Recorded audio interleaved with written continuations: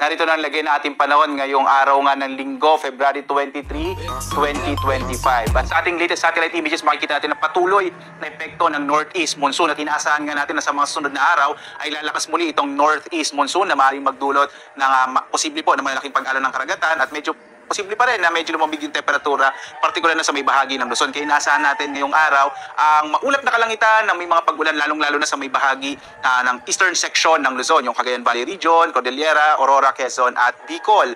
Samantala, nakikita nyo pa rin itong shear line. Ito yung banggaan ng mainit at malamig na hangin at nagdadala ito ng mga kaulapan. Makikita nyo dito sa may bahagi ng Palawan, malaki yung tsansa pa rin ng mga pag-ulan, lalo na sa may southern part ng Palawan.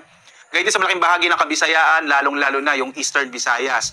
Umiirol din, meron tayong easterlies. Ito yung hangin naman mula sa kagaragatang Pasipiko at magdadala ng maulap na kalangitan na may mga pag-ulan sa area naman ng silangang bahagi ng Mindanao, gayon din sa may area ng Zamboanga Peninsula, Basilan, Sulu, Tawi-Tawi, kasama din yung Sarangani area.